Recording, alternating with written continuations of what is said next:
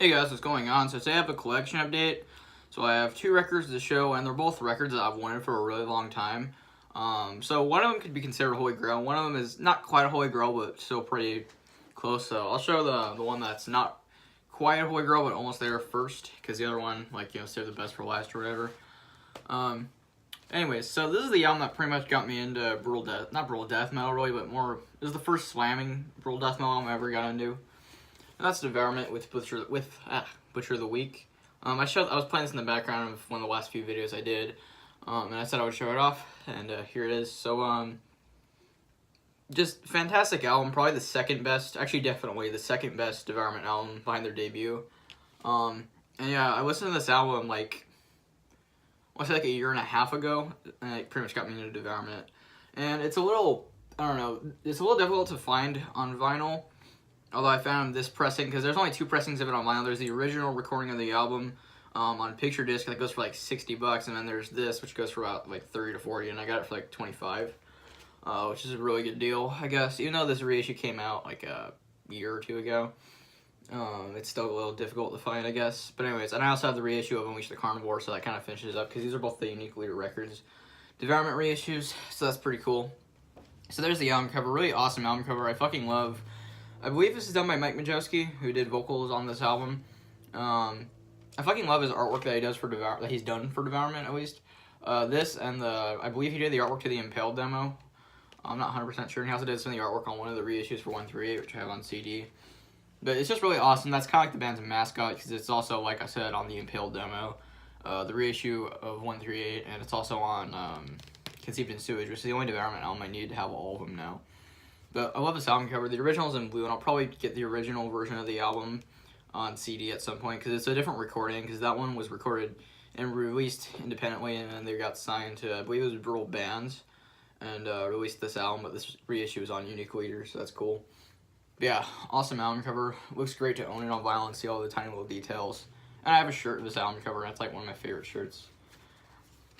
So there's the back with the song titles, which are fucking insane, honestly. This album probably has Devourment's most like fucked up song titles, definitely. I'd say probably even worse than Molesting the Decapitated. But yeah, picture of the band, of course.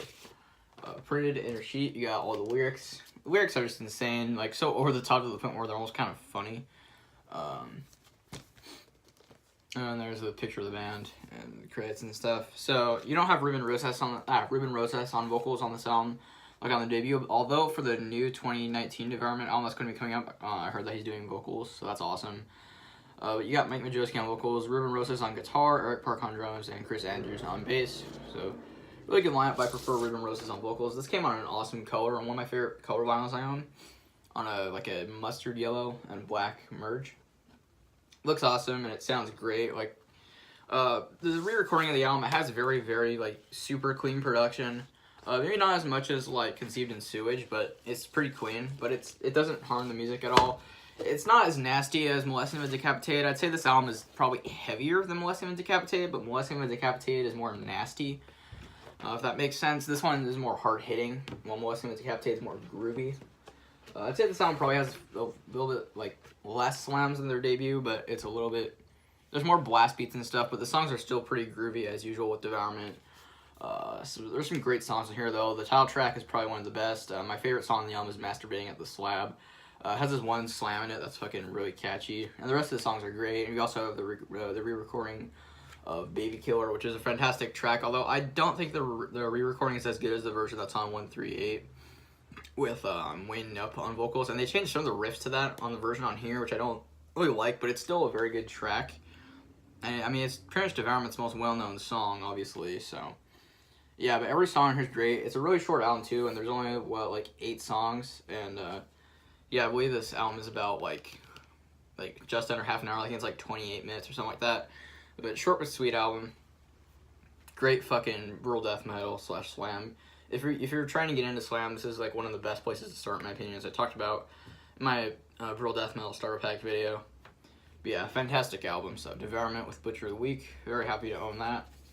I'm a pretty big Devourment fan, and yeah, like I said, all I need now is Conceived in Sewage to have all of their albums.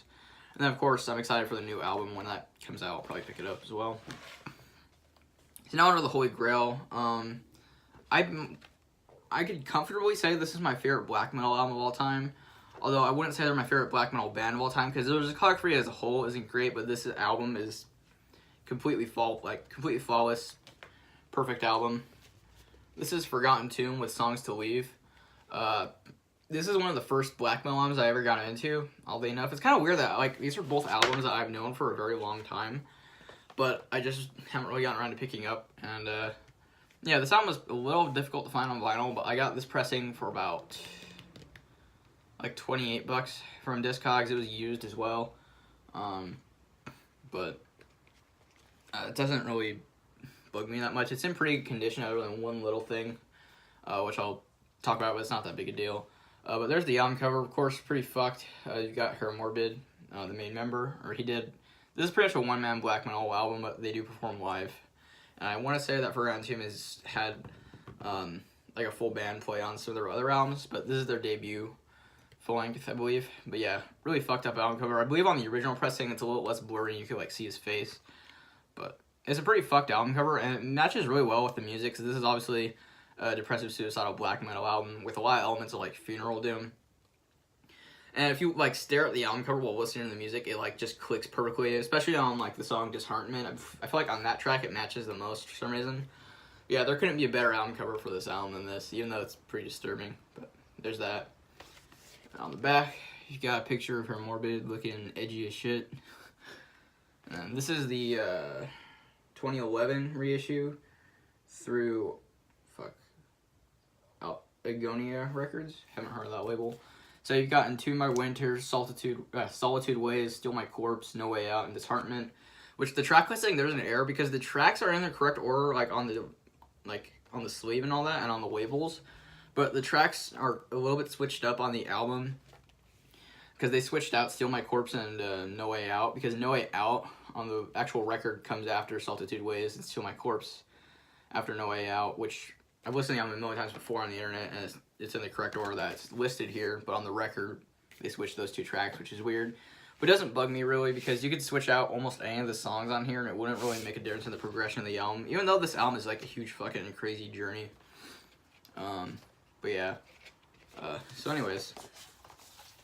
It came in this printed sheet, but there's a ton of seam splits, so I put it in, this black sheet that I have lying around, because I had another record that had one of these. I think it was one of my Iron Maiden records. And I had this, and it came with two inner sleeves, so I just put that Iron Maiden one in the printed one, and put this one in here, because this is like one of my favorite records I own now. So I want to keep it in good condition, because I don't want to keep it in this one full cover with seam splits. I can't talk today. So you got this huge paragraph of liner notes about making this album, obviously, because this is a reissue, and I want to say it's remastered. It sounds great. About making the album and all that. So pretty personal. I don't know if you can tell or not on my camera, but there's another picture of Her Morbid dead in the bathtub with like he's like holding like a bottle of whiskey, and there's like blood smeared and like fingerprints, and there's like a knife right there. It's pretty crazy. And there's like that, which is pretty it's there. So yeah. And of course it says Her Morbid, all vocals, rhythm, leading, and clean guitars. Bass and fretless bass drum programming, which the drumming programming on this album is some of the best drum programming I've ever heard. Like it sounds real, but it also sounds very like there's a certain sound to it that's just like perfect for the style of black metal. Anyways, synthesizers and sampling, and then it says misery and self-destruction because it's edgy, but it's amazing. So yeah, photo from Her Morbid 2002. I believe 2002 is when this album came out. So anyways, let me show the actual record. It's on 100 gram black. Feels like 100 gram at least.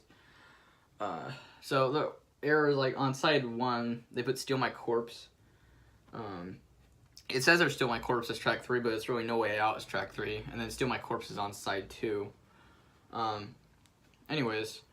And also another thing I noticed that's weird is that on both sides, for some reason, the closer it gets towards like the center, toward the end of the side, it like gets, you hear like this really super quiet, faint like sound in the background, like kind of crackling. I don't know if it's dust or if it's something wrong with the pressing.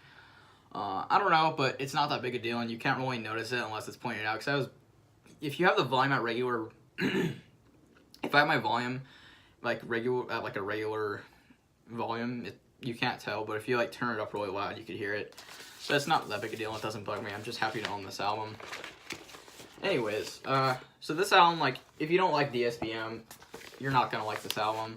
It's not fucking, like, as weird and out there as, like, shit like Silencer or whatever, but, I mean, you still have, like, the Burzum-y kind of vocals. This album is very Burzum influenced, and of course, like, the samples and all that shit. It sounds very, very fucking, like, depressive, and this is, like, one of the most melancholic, if not the most melancholic albums ever made.